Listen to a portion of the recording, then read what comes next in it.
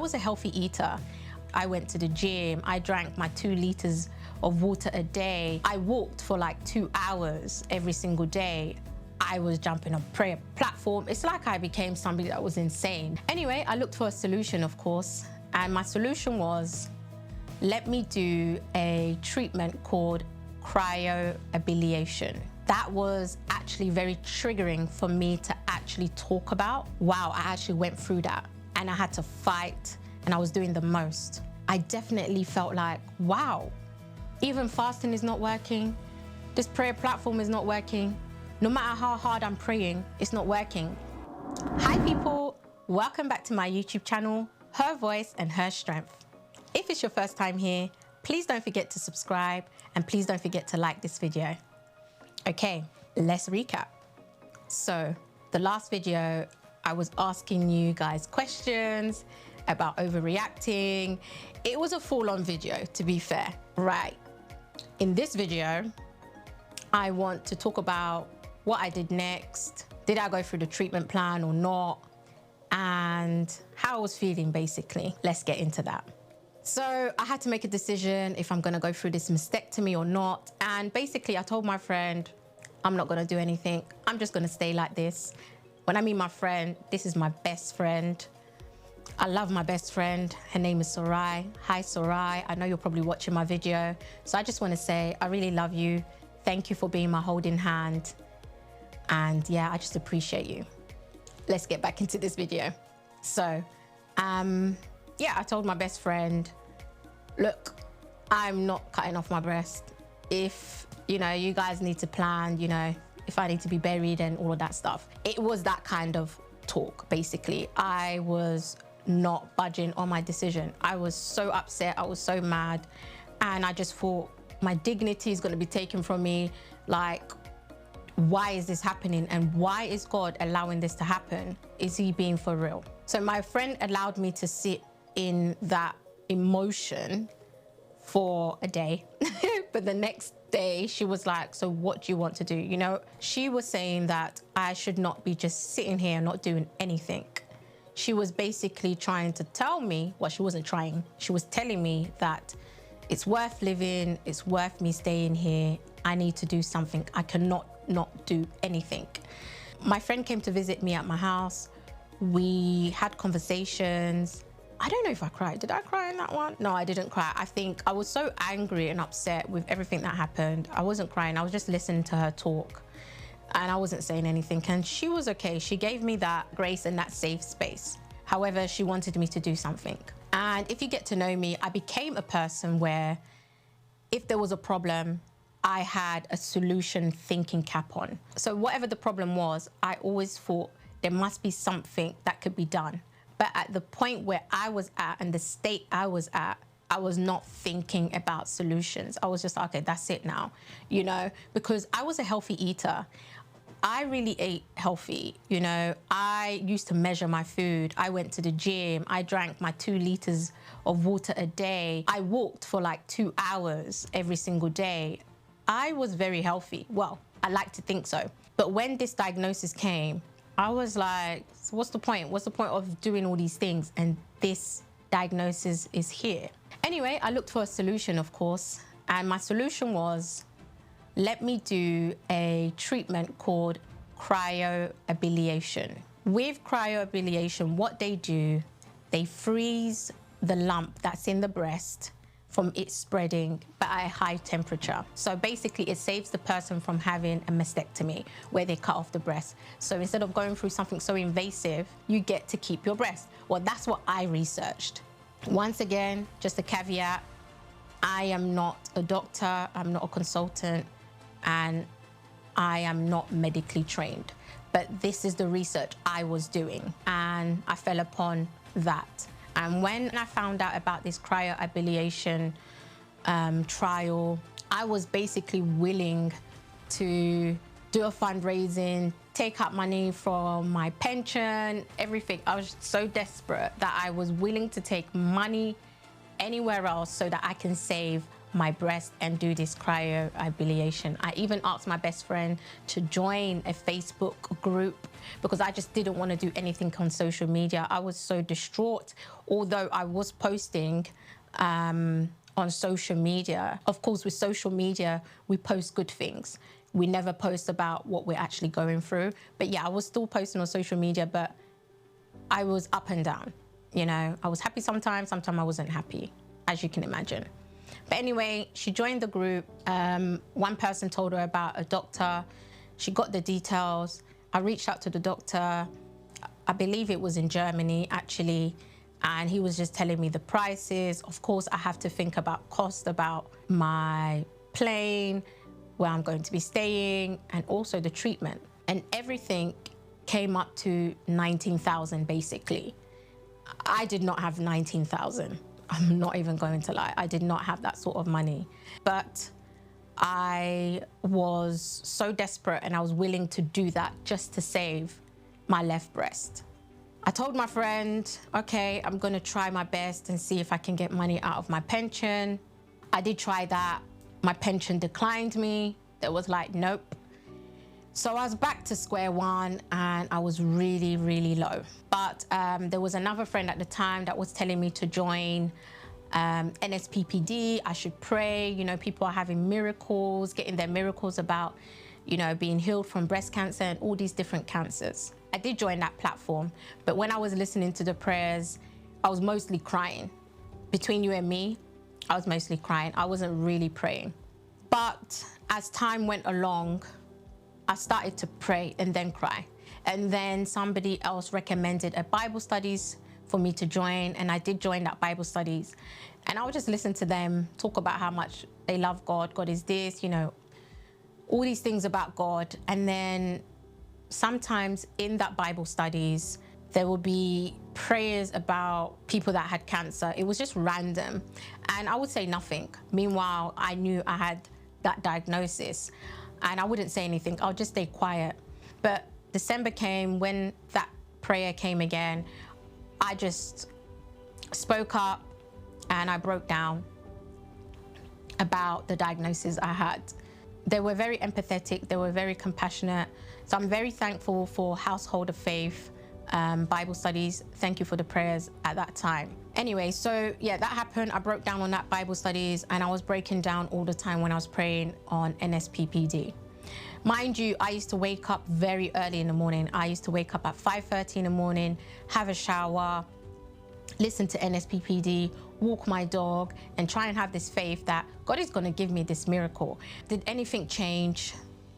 I don't know if anything was changing whilst I was praying, jumping on the Bible studies, jumping on NSPPD. But then again, I started to research about how can I naturally get rid of this cancer. I found this person on Instagram that sold exotic fruits, and I was paying a lot of money. But I was shipping fruits and consuming these fruits and hoping, you know, that it's reducing this cancer. Then also I learned about herbs. So I went down to the Jamaican man down in Brixton. He's under the bridge and he's got loads of herbs. And I went to him and I was like, look, this is the situation. How can I get rid of this cancer? He also told me about pineapple, but I wasn't keen about pineapple, but I was boiling pineapple and I was drinking pineapple juice, like hot pineapple juice. I was drinking herbs. I was eating soursop. I was jumping on prayer platform. It's like I became somebody that was insane, but I wasn't insane because I just didn't speak to anybody. I was just doing all of this in the background, trying to heal myself and trying to take control of, okay, fine. My friend doesn't want me to not do anything. Okay, let me do something. So I was doing all these things. Then, as I couldn't afford to go to Germany to do this cryoablation, I thought, let me really see if they really don't do it in the UK. At that point, as I was trying to research if cryoablation was done in the UK, I didn't know that they didn't do it. However, I was contacting a hospital called HCA, a private hospital. Consultation for that was like 200 or 250 because it was private hospital. Then they will get back to me and say, actually, we don't do this procedure. Then I booked an appointment with Royal Marsden. They also have a private sector, which is an NHS hospital. And I had a consultation. I told them what procedure I want. They accepted it. And then after that, they was like, no, they don't do that. So my appointments got cancelled. Then I thought, let me try again. I called around again at the HCA private hospital to speak to somebody or speak to a consultant that would tell me why they don't do this procedure. And basically I got through to this call center. It was a lady from the HCA, of course, and she was like, I don't know this procedure, but you know what? I know a really good breast cancer nurse. I'll get her to contact you. And I said, all right, fine, no problem. I wasn't really waiting, but this breast cancer nurse called me back and said, I've been given your profile.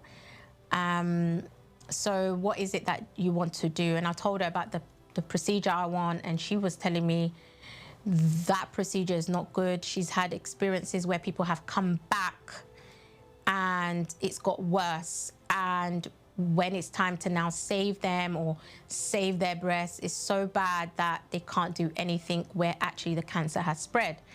And I was still not listening to her over the phone because I didn't even know who this woman was. I just didn't care. My thing was like, I need to save this breast. She said, you know what? If you were my little sister, I would want you to get treatment.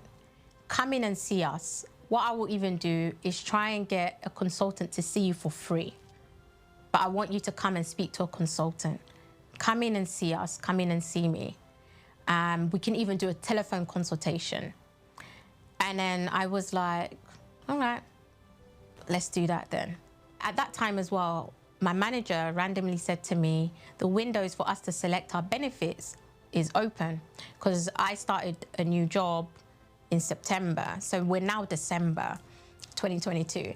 But I missed the window of selecting my benefits when I started this company. So the benefits were private health insurance, income protection, life assurance, and all these other benefits. So I said to her, okay, fine, let me join. And she said, why don't you also go privately? You know, once you select the benefits, you know, go privately. I said, yeah, but because I'm joining the benefits at this time, that means that the diagnosis that I have is pre-existing. Will the health insurance cover that? So we did the research, and thankfully, the private health insurance that I have with my company covers pre-existing diagnoses and conditions. So now I want to move forward to 2023 January. Actually, before I do that, before we go to 2023 January, did I continue with that NHS hospital? No, I didn't. I had to call them and tell them to discharge me. I'm going to get a second opinion. And I was going to get a second opinion at the HCA. So I just told my GP as well to tell them, yeah, to discharge me.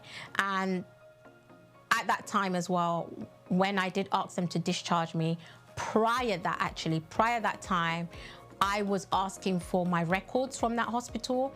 I asked for all the scans. I got them to add all the scans on the CD, and basically to make sure I have everything recorded and everything that they have said that they have done. So that's what I was doing as well. So I had my own scans on CDs. That's what I did. And it is your right for you to ask for your information and your medical records from a hospital. So I did that.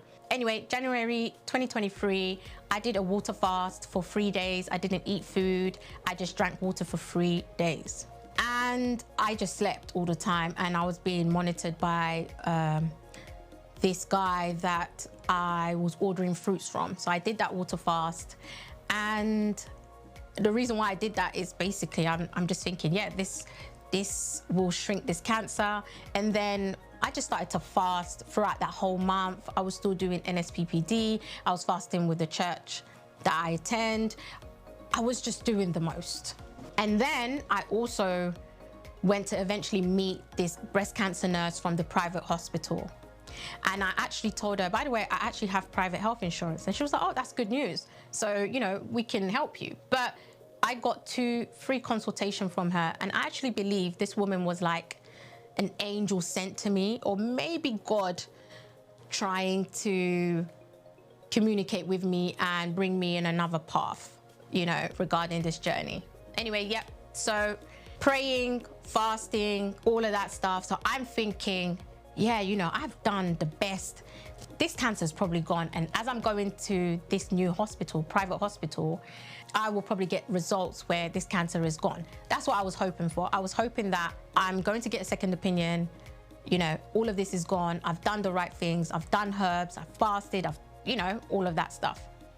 I went to have the consultation and I saw the consultant and I told them that, you know, I want a rebiopsy, I want a scan, etc., etc.